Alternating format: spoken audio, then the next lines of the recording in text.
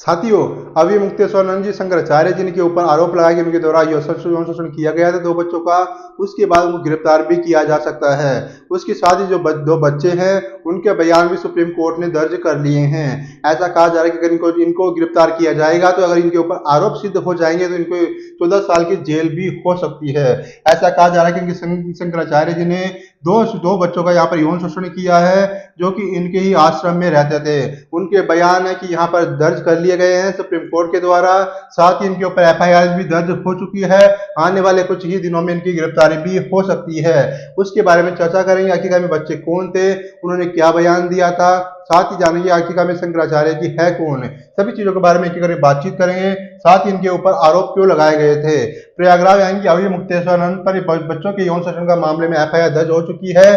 POCSO act में हुआ case, Shankaracharya बोले मुकदमा दर्ज करवाने वाला हिस्ट्री शीटर है, सच सामने आएगा, ऐसा इनके द्वारा बयान दिया गया था। उसके साथ इनकी जो शिष्य हैं, शिष्य ने भी इनका बचाव किया है। साथ ही जानेंगे कि इनके ऊपर किसने एफआईआर दर्ज करवाई है। उसके साथ ही इनके ऊपर अगर केस दर्ज होता है, केस साबित होता है तो इनको कितने साल की जेल हो सकती है। उसके साथ ही सभी चीजों के बारे में बात करेंगे एक एक करके। सबसे पहले बात करते हैं यहाँ पर शंकराचार्य स्वामी अभिमुक्तेश्वरानंद सरस्वती के खिलाफ नाबालिग बच्चों के यौन शोषण के मामले में एफआईआर दर्ज कर ली गई है। साथ ही प्रयागराज के जोशी थाने में दर्ज एफआईआर में शंकराचार्य के शिष्य मुकंदानंद का भी नाम है। साथ ही जोशी थाना प्रभारी महेश मिश्रा के मुताबिक 2 से 3 अज्ञात के खिलाफ भी इस पे पॉक्सो एक्ट के तहत मामला दर्ज किया गया है। साथ ही जगत गुरु रामचंद्राचार्य के शिष्य आशुतोष ब्रह्मचारी महाराज की याचिका पर प्रयागराज की पॉक्सो एक्ट कोर्ट ने शनिवार को एफआईआर दर्ज करने के आदेश दिए थे। आशुतोष ब्रह्मचारी ने कोर्ट में 2 बच्चों को पेश करके गंभीर आरोप लगाए थे। कोर्ट में कैमरे के सामने बच्चों के बयान दर्ज हुए थे। अदालत ने 13 फरवरी को अपना आदेश रिजर्व रख लिया था। साथ ही उन्होंने बताया कि हम दर दर भटक रहे थे, पुलिस के पास जा रहे थे, हमारी कोई भी सुनवाई नहीं हो रही थी, इसलिए न्याय के मंदिर में आए हैं। आज लगा कि न्याय अभी जिंदा है, न्यायालय ने हमें आज न्याय दिया है। मैं अब साफ साफ कहना चाहता हूं कि शिष्यों के साथ यौन शोषण और समलैंगिक अपराध किया गया है, इसकी पुष्टि न्यायालय ने कर दी है।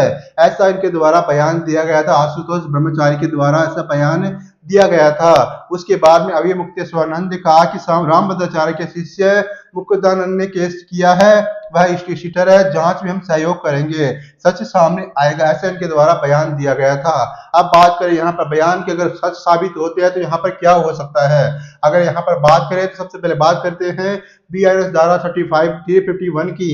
डर पैदा करने पर दबाव बनाना, सजा कम से कम 2 से 7 साल की सजा और साथ ही जुर्माना हो सकता है। साथ ही इनके ऊपर पद शक्ति का गलत मिसाल इस्तेमाल करके यौन अपराध भी लगाया जा सकता है। इसके साथ इनके ऊपर काफी ज्यादा यौन अपराध भी लगाया जा सकता है। साथ ही इनको लगभग 10 से 20 साल की जेल भी हो सकती है। यानी कि अगर इनके ऊपर अगर इनके ऊपर यहाँ पर केस सच साबित हो जाएगा तो इनके ऊपर यहाँ पर 10 से 20 साल की जेल भी हो सकती है। उसके बाद आशुतोष ब्रह्मचारी ने बयान में कहा कि महाराज ने एफआईआर में कहा कि मेरे ट्रस्ट की ओर से माघ मेले में श्री कृष्ण जन्मभूमि के मुक्ति के लिए माता शाकंभरी देवी का महायज्ञ किया जा रहा है। शिविर में 2 नाबालिग शिष्य आए थे, उन्होंने मेरे सामने कई खुलासे किए हैं। नाबालिग शिष्य ने बताया कि हम असुरक्षित हैं, हमें पुलिस संरक्षण और न्यायिक सहायता दिलाई जाए।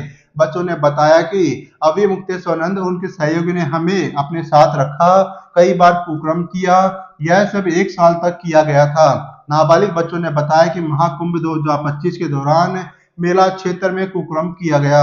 माघ मेला 2026 में भी हमारे साथ कुकर्म किया गया।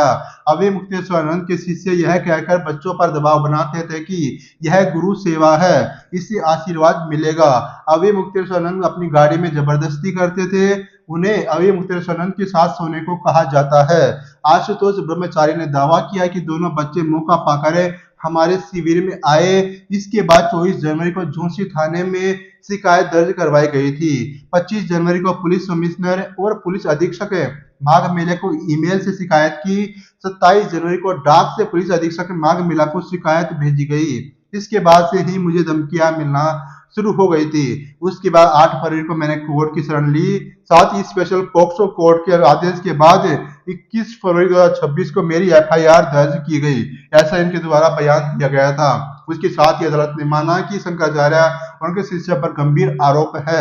इससे पहले यहाँ पर पॉक्सो कोर्ट ने सुप्रीम कोर्ट के कई फैसलों का हवाला दिया था और कहा था कि हर मामले में एफआईआर दर्ज करना अनिवार्य नहीं होता। मजिस्ट्रेट को अपने विवेक से तय करना होता है कि एफआईआर का निर्देश दिया जाए फिर शिकायत के रूप में आगे बढ़ाया जाए। यदि मामले में पुलिस जांच जरूरी हो तो एफआईआर दर्ज कर जांच करना उचित होता है। उसके बाद कोर्ट ने कहा कि आरोप गंभीर और संज्ञेय अपराध की श्रेणी में आते हैं और पोक्सो अधिनियम लागू होता है। साक्ष्य जुटाने के लिए पुलिस जांच आवश्यक है, केवल निजी शिकायत के रूप में मामला आगे बढ़ाना उचित नहीं होगा। जज ने आदेश दिया कि संबंधित थाना प्रभारी तत्काल एफआईआर दर्ज करे, कानून के अनुसार स्वतंत्र और निष्पक्ष जांच करे, पोक्सो अधिनियम के प्रावधानों का पालन किया जाए, पीड़ितों की पहचान और गरिमा की रक्षा की जाए, जांच रिपोर्ट अदालत में पेश की जाए, ऐसा कोर्ट के द्वारा कहा गया था। उसके बाद अभिमुक्तेश्वर जी ने बोला कि रामभद्राचार्य ने अपने चेले से मुकदमा करवाया है। कोर्ट से फैसला आने के बाद में शंकराचार्य ने कहा कि यौन शोषण का केस फर्जी साबित होगा, ये बनाया हुआ मामला है। वह आशुतोष महाराज रामभद्राचार्य का चेला है, हिस्ट्री शीटर है, उसने पहले भी लोगों के ऊपर झूठे केस किए हैं, वह लोगों को धमकाता है, धन उगाही करता है, ऐसा अभिमुक्तेश्वर जी के द्वारा कहा गया था। रामभद्राचार्य ने हम लोगों का वाक्य चलता रहता है, यह तो सभी लोग जानते ही हैं। उन्होंने हमारे ऊपर अपने चेले को आगे करके फर्जी मुकदमा करवाया है।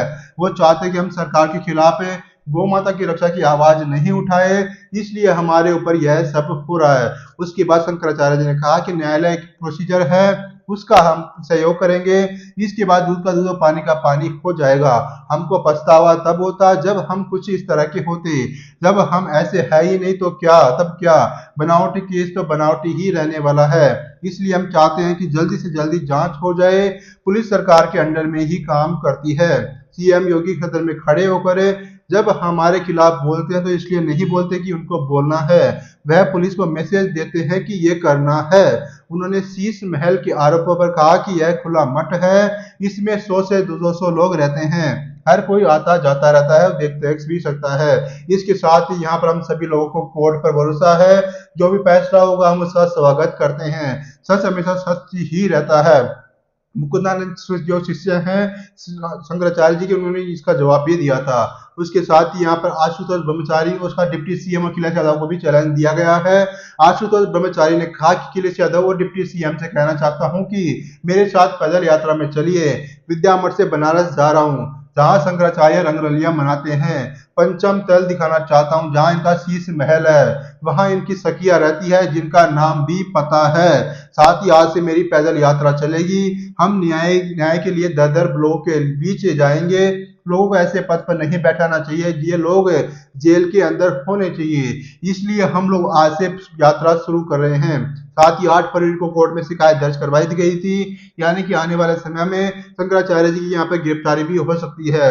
इन्होंने कहा कि हमें पहले भी अपमानित किया जा चुका है, फिर से अपमानित करने के लिए ऐसे षड्यंत्र चलाए जा रहे हैं। 13 फरवरी की तारीख को आशुतोष जी महाराज कोर्ट से रोते हुए बाहर निकले थे, यानी कि ये जो फोटो है, फोटो के जरिए आप यहाँ पर देख सकते हैं, फोटो के अंदर ये रोते हुए दिखाई दे रहे थे। जब आशुतोष महाराज कोर्ट से कोर्ट रूम से रोते हुए आंसू पोंछते हुए बाहर निकले थे। उसके साथ ही 13 फरवरी को जज विनोद कुमार चौरसिया ने मामले की सुनवाई की। साथ ही कहा कि आशुतोष महाराज ने मामले की वकालत खुद की थी। साथ ही उन्होंने जज से कहा कि 2 शिष्यों ने मेरे पास आकर अपने साथ हुए यौन शोषण की कहानी सुनाई। शंकराचार्य के खिलाफ एफआईआर दर्ज करके जांच करनी चाहिए। मुझे न्यायपालिका से ही इंसाफ की उम्मीद है। शंकराचार्य के वकील ने इसका विरोध किया था। साथ ही कहा था कि ये सिर्फ आरोप हैं, हमें केस की तैयारी के लिए थोड़ा वक्त चाहिए। इस पर आशुतोष महाराज ने जज से कहा कि मेरी कार को बम से उड़ाकर मुझे मारने की धमकी दी जा रही है, मेरी हत्या हो सकती है, आपको यौन शोषण का शिकार हुए इन बच्चों का बयान सुनना चाहिए। उसके बाद कोर्ट रूम के अंदर इनके बयान भी सुने गए थे। उसके साथ ही बच्चों की जो बयान है वो भी सुने गए थे। इसके बाद जज ने कोर्ट रूम को खाली करने का आदेश दिया। कमरे में सिर्फ दोनों पक्षों के वकील ही बचे थे। इसके बाद बच्चों को कोर्ट रूम में लाया गया था। बच्चों ने जज के सामने अपने साथ हुए यौन शोषण की कहानी सुनाई थी। ये सारे बयान दर्ज बंद कोर्ट रूम के अंदर हुए थे। ये बयानों को कैमरे ने भी रिकॉर्ड किया गया था। साथ ही जज ने पूछा था कि आप पे बच्चों के कौन है।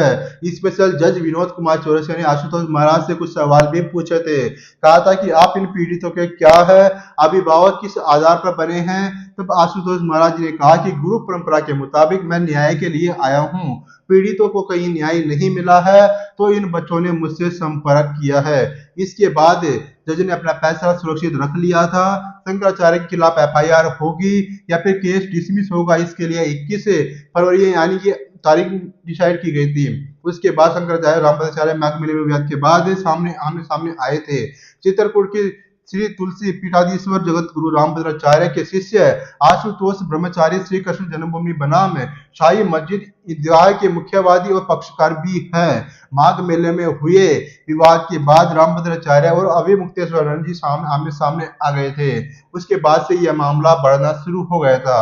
उसके साथ ही यहाँ पर आशुतोष महाराज जी ने पहले पुलिस कमिश्नर से शिकायत की, फिर कोर्ट गए थे। 24 जनवरी को यानी कि मौनी अमावस्या के 6 दिन बाद आशुतोष जी महाराज ने प्रयागराज के पुलिस कमिश्नर से अभय मुक्तेश्वरन की 2 शिकायतें की थी।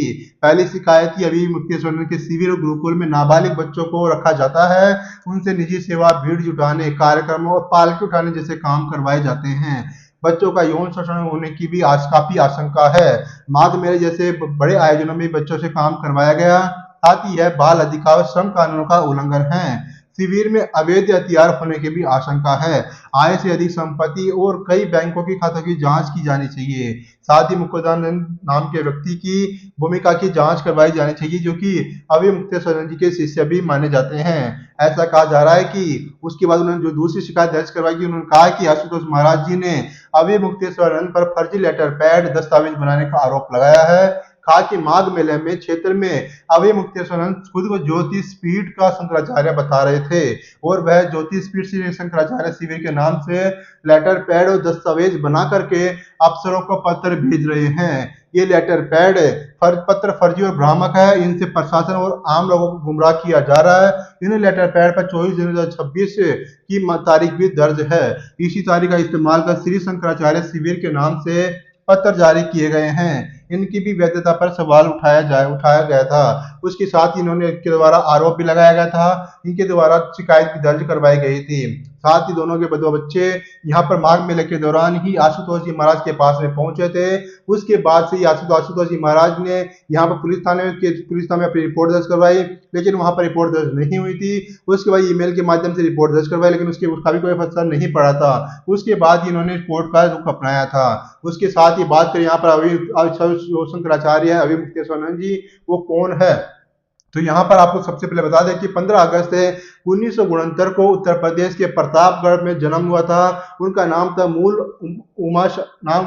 नाम था उमाशंकर। उसके बाद साल 1977 से 1982 तक गुजरात में महाराज यहाँ पे सयाजीराव यूनिवर्सिटी में रहकर 5 साल तक शिक्षा भी ली थी।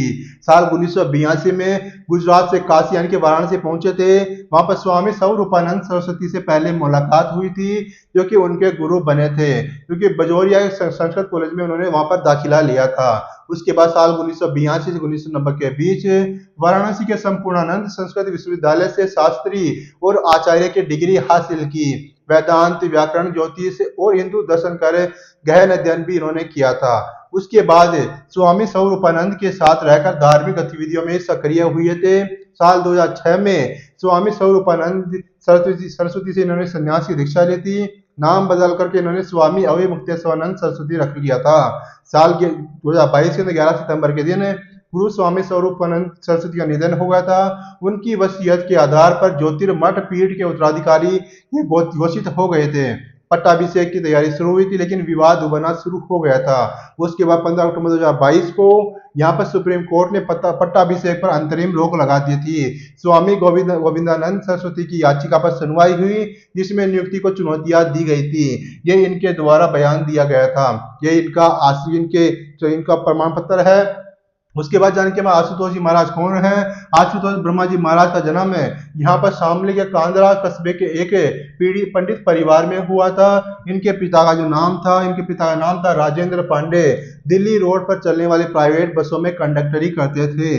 आशुतोष महाराज कांदरा के प्राचीन शाकंभरी पीठ सुसिद्ध पीठ मंदिर की समय कमेटी से जुड़े, वर्तमान में वह इसके प्रबंधक भी हैं। साथ ही इन्हीं के परिवार के चाचा प्रदीप पांडे मंदिर में पुजारी हैं।